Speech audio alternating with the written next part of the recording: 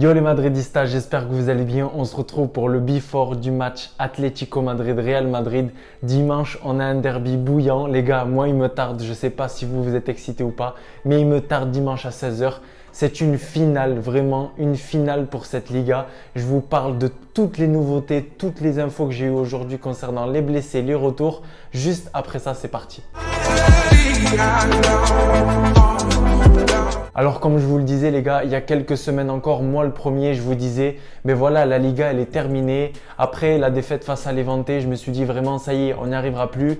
Et puis les gars, il y avait aussi une partie des supporters madrilènes qui me disaient mais non, tu peux pas dire ça. L'Atlético Madrid ne va pas gagner tous les matchs de cette phase retour. Il reste encore une vingtaine de matchs. C'est impossible qu'ils fassent comme lors de cette phase aller. Et puis les gars, il y en a certains qui ont raison et qui m'ont fait mentir parce que le football c'est fou. En quelques jours, en quelques semaines, l'Atlético Madrid est toujours leader mais a perdu énormément de points. Je vais commencer par ce match nul face à Vigo où ils ont perdu 2 points. Ensuite, ce match nul face à Levante quelques jours après. Et puis ensuite, encore une fois, une défaite face à Levante.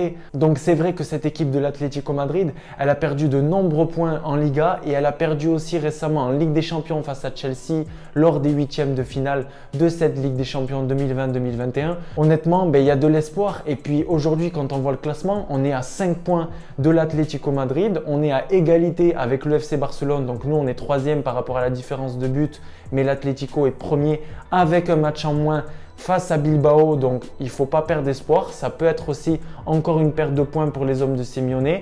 Mais il ne faut pas oublier qu'ils ont un match en moins. Donc potentiellement moins 8 points ou plus 8 points pour l'Atlético Madrid. C'est pour ça les gars que dimanche c'est clairement une finale. C'est hyper important parce que si on veut croire en cette Liga, si on veut se rapprocher, il faut qu'on gagne l'Atlético Madrid ce week-end les gars, c'est obligatoire. Alors les gars, on le sait très bien, à l'aller on s'était imposé. À la suite d'une belle série au mois de décembre, on avait enchaîné 5-6 victoires d'affilée. On avait eu un mois de décembre parfait comme le mois de février où on a eu 4 journées, 4 victoires en Liga. Mais il ne faut pas oublier que les gars, que depuis ce match-là, l'équipe de l'Atlético Madrid, elle a bien évolué. À part, comme je vous l'ai dit, les matchs nuls et quelques défaites. D'ailleurs, elle ne compte que 2 défaites en Liga, une face à Levante, une face au Real Madrid. Elle a gagné à de nombreuses reprises. Donc, on est face à une équipe, vous le savez très bien, qui est dirigée par Simeone. C'est une équipe qui est basée sur l'agressivité, sur les efforts physiques. Mais c'est une équipe qui a aussi énormément de qualité, les gars. Pourquoi?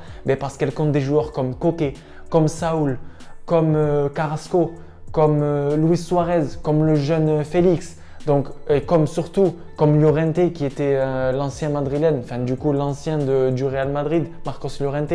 Donc vous savez très bien que ça joue très bien au ballon, ça va très vite vers l'avant. Au niveau de la défense, il y a une rigueur mais qui est incroyable. Cette année pour le moment, c'est la meilleure défense de Liga avec 17 ou 18 buts encaissés si je ne me trompe pas.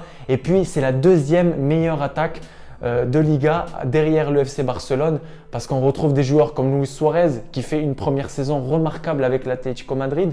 C'est simple, c'est 16 buts pour le moment pour l'international uruguayen, donc c'est juste magnifique. Et puis à ne pas oublier qu'un joueur comme Lemar qui était au fond du trou, maintenant se retrouve titulaire indiscutable. D'ailleurs il a été blessé et Simeone va pouvoir compter sur lui pour ce derby. On a également aussi Marcos Llorente qui est auteur de 8 buts, donc c'est pas à négliger. Et puis récemment, cette équipe de l'Atlético Madrid, elle a évolué avec 3 défenseurs. Je vous mets les images là de leur schéma tactique face à Villarreal la semaine dernière, victoire 2-0, et face à Chelsea, défaite 1-0.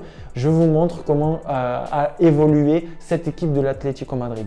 Concernant les blessés au niveau de l'Atlético Madrid, il n'y a que Jiménez qui est blessé et après Simeone a récupéré Carrasco, a récupéré Lemar comme je vous l'ai dit. Donc pour eux c'est magnifique, ils ont le banc qui est rempli, ils ont recruté Dembélé donc sous forme de prêt de l'Olympique Lyonnais. Donc voilà, honnêtement à part Jiménez, il n'y a aucun blessé de leur côté. En revanche les gars, je bascule sur notre équipe, sur les merengues, sur le Real Madrid.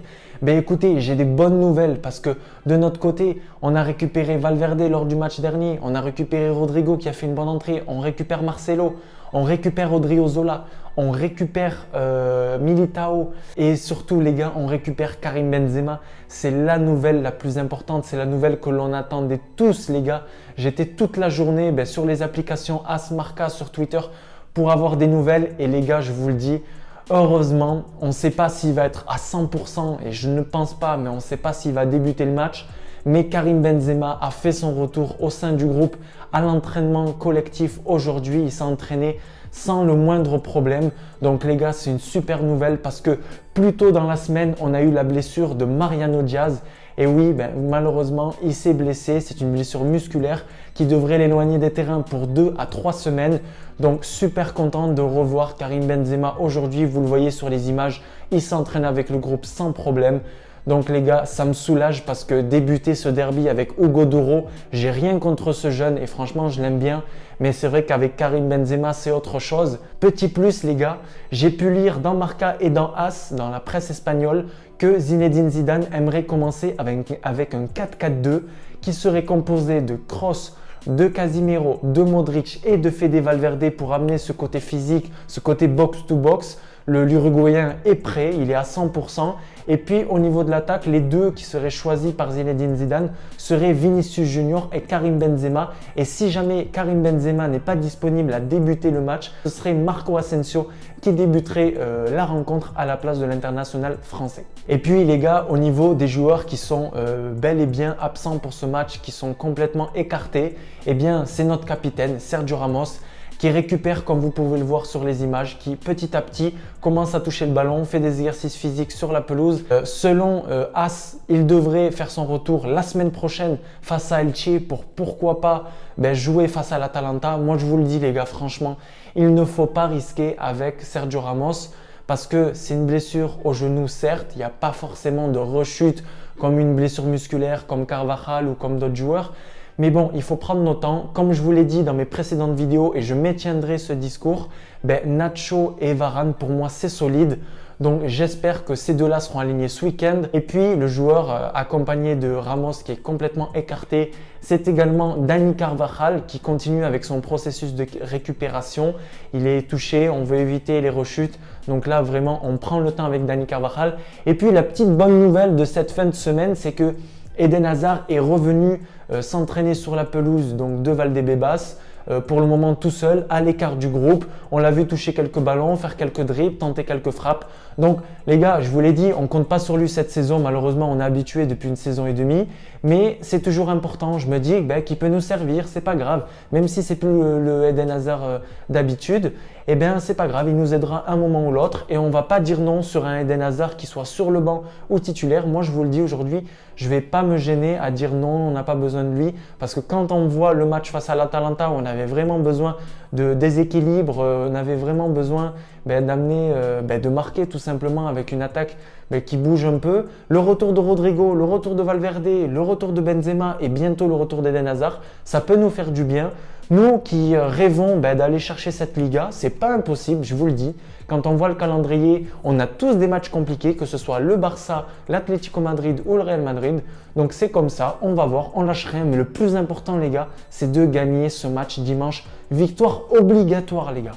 Donc voilà les gars, c'était le before de ce match Atlético Madrid-Real Madrid. C'est le derby. Je pense que vous êtes comme moi, que vous attendez ce match avec impatience. N'hésitez pas les gars à me dire quel 11 vous voulez pour démarrer ce derby madrilène. Est-ce que vous préférez, entre guillemets, Asensio, Karim Benzema? Est-ce qu'il faut risquer avec Karim Benzema ou pas?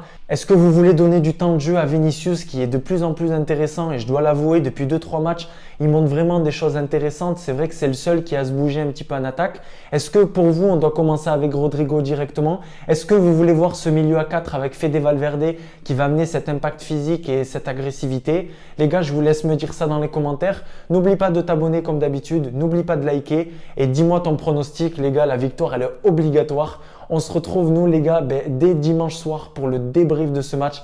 J'espère que ce sera un débrief positif, les gars. Il faut absolument gagner. Mais je crois en Madrid dans les grands matchs. À la Madridina Damas, les gars. Vamos!